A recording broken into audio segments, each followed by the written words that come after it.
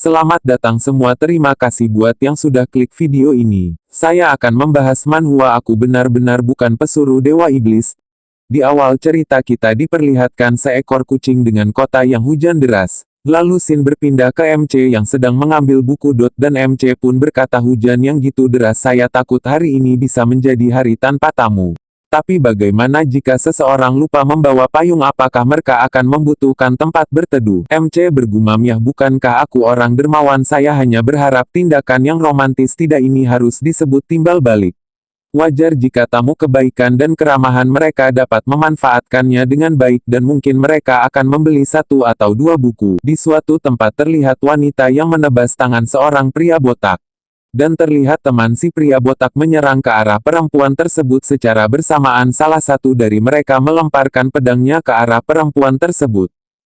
Terlihat perempuan itu tidak tinggal diam, dia pun melempar pedangnya ke arah salah satu pria tersebut. Sehingga pedangnya mengenai salah satu dari pria itu dan membuat pria itu pun mati di tempat. Dan dengan sekejap mata perempuan itu langsung berpindah ke belakang pria yang satunya dan langsung membunuhnya. Setelah selesai terlihat perempuan itu pun memegang pinggangnya yang terluka. Perempuan itu pun bergumam, akhirnya selesai juga, kondisi 3-4 tulang rusuk yang patah. Terlihat musuh yang telah mati dibunuh oleh perempuan tersebut. Tidak berapa lama perempuan itu melihat toko buku. Sambil memasuki toko buku perempuan itu bergumam, begitu banyak toko namun hanya toko buku ini yang buka dalam cuaca hujan deras, apakah ini kebetulan atau ini jebakan? Terlihat karakter utama duduk sambil membaca buku. Karakter utama pun menyapa, "Selamat datang." Dengan tatapan yang serius karakter utama pun berkata, "Jadi tidak sia-sia aku menghabiskan banyak waktu untuk tamu cantik yang menerjang hujan." Tidak berapa lama keseriusan itu pun pudar karena karakter utama melihat belahan opai dan telinga perempuan tersebut. Karakter utama pun menawarkan handuk hangat. Perempuan itu pun menatap ke arah handuk dan bergumam, gitu banyak menunggu dan dia memiliki yang aku butuhkan, tidak berarti ini kebetulan, pasti pemilik toko tahu sesuatu. Dan perempuan itu pun memakai handuk tersebut sambil berterima kasih dan berkata jangan repot-repot dengan pemanasan karena perempuan ini mengira karakter utama adalah sewaan musuhnya. Dan perempuan tersebut bergumam, dari faksi mana orang ini, Arcana Tower atau The Truth Society? Perempuan itu melihat karakter utama dan bergumam bagaimanapun dia bukan orang biasa, dan terpancar aura kehitaman dari karakter utama. Perempuan itu pun berkata, apakah kamu berkata kamu sedang menungguku? Karakter utama menjawab dengan coolnya, benar, takdir bekerja dengan misterius memungkinkan pertemuan ini antara dua orang yang belum bertemu. Dan karakter utama pun berkata, sepertinya kamu menemukan masalah yang menjengkelkan. Perempuan itu pun menjawab, aku benar-benar menemukan kesulitan yang menjengkelkan, dan perempuan itu berpikir pada tahap ini aku benar-benar tidak dapat membedakan dia musuh atau teman. Karakter utama berkata, kesulitannya, jika aku tidak salah itu adalah semacam hubungan pribadi. Sambil menarik kursi karakter utama berkata, omong-omong bagaimana kalau duduk dulu? Setelah duduk perempuan itu berkata, saya telah mengalami pengkhianatan, semuanya adalah salah pria itu. Terlihat kilas masalah perempuan itu dan dia pun bergumam, telur cermin ajaib, bibit monster dengan kemampuan untuk seluruh jiwa semua karena kemunculan perasaan persahabatan selama bertahun-tahun dengan mudah diganti dengan keserakahan. Sedemikian rupa sehingga orang tidak akan ragu untuk menggunakan kekuatan organisasi untuk melenyapkan mantan rekan kerja.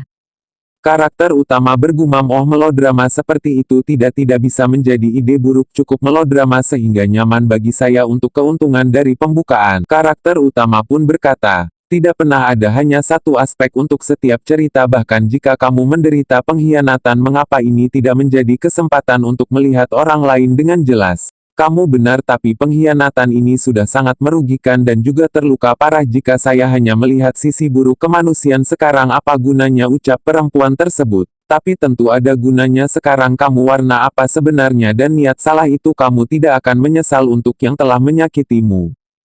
Dengan mata yang mengerikan karakter utama berkata bahkan jika mereka pernah menjadi seorang sangat dekat dengan Anda.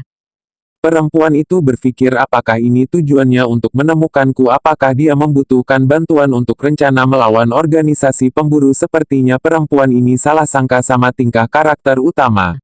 Perempuan itu berkata, lalu menurutmu apa yang harus aku lakukan? Karena mereka sangat tidak manusiawi, mungkin apa baiknya mengambil mata dibalas mata dan gigi dibalas gigi. Tidak perlu lembut berurusan dengan sampah seperti mereka. Sontak ucapan itu membuat perempuan itu kaget, dan berkata, aku harus diizinkan untuk melanggar, aku belum siap mental untuk hal seperti itu. Karakter utama menyodorkan buku untuk dipinjamkan ke perempuan itu.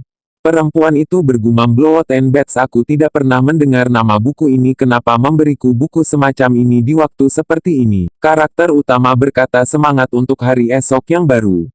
Dan akhirnya mereka berdua bersulang. Dan perempuan itu minum air rebus dengan cepat. Kamu benar-benar melakukannya, aku hanya ingin menghangatkan perutmu sedikit. Seketika karakter utama tersentak melihat gunung kembar. Karakter utama pun berkata, pengunjung tolong isi kartu perpustakaan ini. Setelah itu perempuan itu menulis namanya yang bernama Jiziksu. Mulai sekarang kita panggil Jiziksu agar mudah. Karakter utama bergumam, oh Jiziksu, aku ingat Jibonong. Taipan terkenal yang terlibat mengeksploitasi sumber daya tersembunyi. Saudari satu-satunya tampaknya menggunakan nama ini. Sepertinya aku telah mendapatkan sebongkah emas. Karakter utama pun berkata, batas waktu pinjaman 1 bulan dari sekarang dengan tenggang waktu paling lama 7 hari. Setelah itu karakter utama menyodorkan payung sambil berkata, hujan masih deras jadi aku akan meminjamkanmu payung ini di perusahaan, ingat untuk mengembalikannya ketika kamu mengembalikan buku. Dan Jiziksu mengambil payung tersebut sembari berkata, aku ingin tahu apakah kita bisa saling mengenal.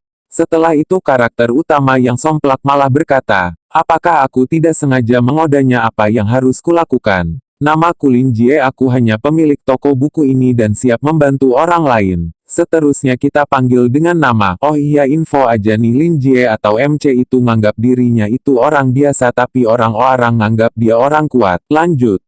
Setelah tahu nama Lin Jie, Jinziksu menganggap itu nama palsu Lin Jie dan akhirnya Jinziksu pergi sambil mengucapkan selamat malam. Lin Jie pun mengatakan, baiklah kalau gitu hati-hatilah di jalan, aku akan menyambutmu saat berkunjung nanti. Setelah itu Lin Jie duduk di bangku dan berkata, aku melakukan hal yang bagus lagi, tentu saja perbuatan baik setiap hari, membangkitkan tubuh dan jiwa dengan sukacita. Lin Jie berkata dalam hati, mungkin inilah pentingnya keberadaan yang tidak diketahui, yang memungkinkan perjalanan saya ke dunia ini. Terlihat di luar toko masih hujan deras dan terlihat sambaran petir. Sin berpindah ke Jiziksu yang sedang jalan di bawah derasnya hujan. Dan terlihat wajah Jiziksu menjadi cemas karena melihat sesuatu.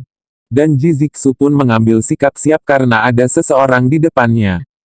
Dan terlihatlah pria yang membuat Jiziksu ketakutan yang sedang berdiri dan membawa payung. Siapakah pria tersebut? Sampai jumpa di video selanjutnya. Lanjut lagi di lain waktu. Maaf, ini baru video pertama, kalau ada salah tulis nama atau kata.